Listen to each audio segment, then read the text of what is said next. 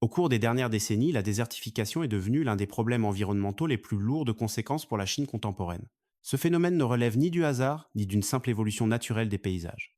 Il est étroitement lié à une période d'urbanisation accélérée et de développement industriel intense amorcé après les années 1950, lorsque l'expansion des villes, des infrastructures et de l'agriculture extensive a profondément modifié l'équilibre des sols.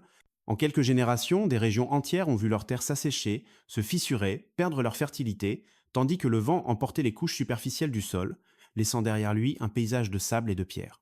Aujourd'hui, près d'un quart du territoire chinois est directement menacé par la désertification. En l'espace d'environ 4 décennies, près de 15% des terres ont été affectées, provoquant des pertes économiques estimées à plusieurs dizaines de milliards de dollars américains par an, si l'on additionne les dégâts agricoles, les tempêtes de sable, la dégradation des infrastructures et les coûts sanitaires indirects. Derrière ces chiffres se cachent des réalités très concrètes. Des villages déplacés, des pâturages devenus inutilisables, des agriculteurs contraints d'abandonner leurs terres et des villes régulièrement enveloppées de poussière venues des régions arides du Nord. La désertification n'est donc pas seulement une question écologique. Elle touche à la sécurité alimentaire, à la gestion de l'eau, à la stabilité sociale et à terme à la crédibilité du modèle de développement chinois. Face à cette situation, les autorités ont compris qu'une réponse ponctuelle ne suffirait pas. Il fallait une stratégie de long terme, visible, mesurable et capable de mobiliser l'ensemble de la société. C'est dans ce contexte qu'est née l'idée d'un immense mur végétal présenté comme une barrière verte capable de freiner l'avancée des déserts. La question centrale demeure toutefois entière. Une telle muraille de forêt peut-elle réellement stopper la progression du sable, ou ne s'agit-il que d'une solution spectaculaire, rassurante sur le papier, mais fragile face aux réalités climatiques et économiques? C'est dans ce contexte de pression environnementale croissante que la Chine a lancé, à la fin des années 1970, ce qui allait devenir l'un des programmes écologiques les plus ambitieux jamais conçus par un État moderne. En 1978, les autorités ont officiellement inauguré le programme des forêts brise-vent des 3 régions du Nord, plus connu sous le nom de Grande Muraille Verte. L'objectif affiché était clair et volontairement simple dans sa formulation. Ériger une barrière végétale continue capable de freiner l'expansion des déserts, de réduire l'intensité des tempêtes de sable et de restaurer progressivement la fertilité des sols dans le nord du pays. Le programme couvre 3 vastes ensembles géographiques: le nord, le nord-est et le nord-ouest de la Chine. Des régions caractérisées par un climat sec, des précipitations faibles et une forte vulnérabilité à l'érosion éolienne. À terme, l'initiative est pensée comme un projet de plusieurs décennies, avec une échéance officiellement fixée à l'horizon de l'année 2050. Cette temporalité longue n'est pas anodine. Elle traduit la reconnaissance implicite d'un fait souvent oublié dans les discours politiques: transformer durablement des paysages dégradés ne peut pas se faire en quelques années, encore moins en un seul cycle économique.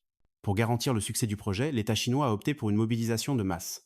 Dès l'année 1979, une journée nationale de plantation d'arbres est instituée chaque année au mois de mars. Fonctionnaires, étudiants, soldats et citoyens ordinaires sont appelés à participer à cet effort collectif. Sur le papier, l'image est puissante. Un pays entier plantant des arbres pour protéger son avenir. Dans la pratique, cette approche très centralisée, presque militarisée, soulève déjà une question que l'on ne peut pas éluder. Planter des arbres à grande échelle suffit-il à créer des écosystèmes viables, ou s'agit-il avant tout d'une démonstration de force administrative et symbolique? Au fil des décennies, la Grande Muraille Verte est devenue un symbole récurrent du discours environnemental chinois, souvent accompagné de chiffres impressionnants destinés à illustrer son ampleur. Les autorités mettent régulièrement en avant l'augmentation de la couverture forestière dans les régions concernées, passée d'environ 5,05% à la fin des années 1900, 170 à près de 14% aujourd'hui dans les zones directement intégrées au programme. Présentée ainsi, la trajectoire semble claire. Plus d'arbres, plus de verdure, moins de désert. À cette progression s'ajoute un autre chiffre fréquemment cité, celui du nombre total d'arbres plantés, qui se compte désormais en dizaines de milliards. Dans le récit officiel, cette accumulation constitue une preuve tangible de réussite. Les images satellites montrant des bandes vertes s'étirant aux marges des déserts renforcent cette perception et alimentent l'idée que la nature serait enfin en train de reprendre le dessus sur le sable. Cependant, derrière cette façade statistique se cache une réalité plus nuancée, que les chiffres globaux tendent à masquer. Une augmentation de la couverture forestière ne signifie pas automatiquement la création d'écosystèmes stables et fonctionnels. Dans de nombreuses zones, les plantations ont été réalisées dans des conditions climatiques extrêmement difficiles, avec des sols pauvres, une disponibilité en eau limitée et de fortes variations de température entre le jour et la nuit. Autrement dit, compter les arbres plantés ne revient pas à compter les arbres survivants. C'est précisément à ce stade que le débat devient plus intéressant et aussi plus inconfortable. Car si l'on se contente de mesurer l'effort par le volume des plantations, le projet peut être présenté comme un succès quasi incontestable. Mais si l'on s'interroge sur la qualité des forêts créées, sur leur diversité biologique, sur leur capacité à se maintenir sans soutien artificiel constant, alors la conclusion devient moins évidente. La Grande Muraille verte apparaît alors non plus comme une victoire définitive sur la désertification, mais comme une expérience à grande échelle, aux résultats contrastés, qui oblige à distinguer soigneusement entre performance politique et efficacité écologique réelle. C'est précisément pour dépasser le débat des slogans et des images spectaculaires que plusieurs équipes de chercheurs se sont penchées ces dernières années sur des données mesurables couvrant une longue période. Des études basées sur l'observation satellitaire et l'analyse des sols entre l'an 2000 et l'an 2020 apportent un éclairage plus rigoureux sur l'évolution réelle de la désertification dans le nord de la Chine. Leurs conclusions sont à la fois encourageantes et dérangeantes, car elles refusent toute lecture simpliste. Selon ces travaux, environ 32,88% des zones étudiées montrent une tendance à la réduction de la désertification. Autrement dit, dans près d'un tiers des régions concernées, les sols se sont stabilisés, la couverture végétale s'est améliorée et l'érosion éolienne a reculé de manière mesurable. A l'inverse, environ 5,426% des territoires continuent de subir une aggravation du phénomène, avec une avancée du sable et une dégradation persistante des terres. Le reste des zones présente une situation relativement stable, sans amélioration notable mais sans effondrement spectaculaire non plus. Ces résultats obligent à nuancer fortement le discours officiel. Oui, la désertification recule dans certaines régions, et oui, les interventions humaines y jouent un rôle important. Les chercheurs soulignent notamment l'impact des politiques de reboisement, des restrictions sur le pâturage intensif et de la modification des usages agricoles. Mais ils rappellent également que le climat reste un facteur déterminant. Des variations même modestes des précipitations ou des températures peuvent amplifier ou annuler les effets des plantations. En d'autres termes, la Grande Muraille verte fonctionne parfois, mais pas partout, et pas toujours pour les mêmes raisons. Là où les conditions climatiques coopèrent, les efforts humains produisent des résultats visibles. Là où l'aridité est extrême, la forêt reste fragile, dépendante d'un soutien constant, et parfois condamnée à dépérir. Cette réalité met en évidence une vérité inconfortable. La désertification ne se combat pas uniquement à coups de pelle et de jeunes plants, mais exige une compréhension fine des dynamiques locales, bien loin des solutions uniformes appliquées à l'échelle nationale. Lorsque l'on quitte le terrain des moyennes nationales pour s'intéresser aux effets concrets du programme sur les écosystèmes et les populations locales, le tableau se complique encore davantage. L'un des problèmes les plus fréquemment signalés concerne les choix initiaux en matière de plantation. Pendant de nombreuses années, la priorité a été donnée à des espèces à croissance rapide, souvent plantées en monoculture, afin d'atteindre rapidement des objectifs chiffrés et visuellement convaincants. Sur le plan administratif, la méthode est efficace. Sur le plan écologique, elle s'est révélée risquée. Dans plusieurs régions, ces forêts artificielles ont montré une vulnérabilité extrême face aux maladies, aux parasites et aux épisodes de sécheresse prolongée.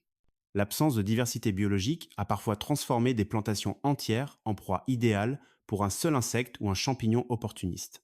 En quelques saisons, des millions d'arbres ont dépéri, laissant derrière eux des sols encore plus appauvris qu'avant. L'ironie est difficile à ignorer. Dans certains cas, la lutte contre la désertification a temporairement aggravé la fragilité des terres. À cela s'ajoute la question cruciale de l'eau.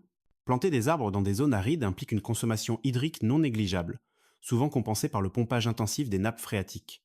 Plusieurs études ont montré que, dans certaines régions, le niveau des eaux souterraines a continué de baisser malgré la progression des plantations. Autrement dit, la forêt a parfois été créée au prix d'un déséquilibre hydrologique silencieux, invisible à l'œil nu, mais lourd de conséquences à long terme. Les impacts sociaux ne sont pas moins sensibles. Les politiques de protection des zones reboisées se sont traduites par des restrictions sévères sur le pâturage et l'utilisation traditionnelle des terres. Pour des communautés dépendantes de l'élevage extensif depuis des générations, ces mesures ont signifié une perte de revenus et une transformation brutale des modes de vie.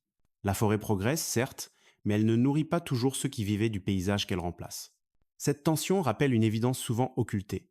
Un projet environnemental peut être techniquement ambitieux et politiquement séduisant, tout en restant socialement coûteux.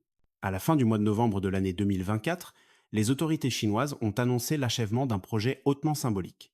La finalisation d'une ceinture verte d'environ 3000 km entourant le désert du Taklamakan, l'un des plus vastes et des plus hostiles du continent asiatique.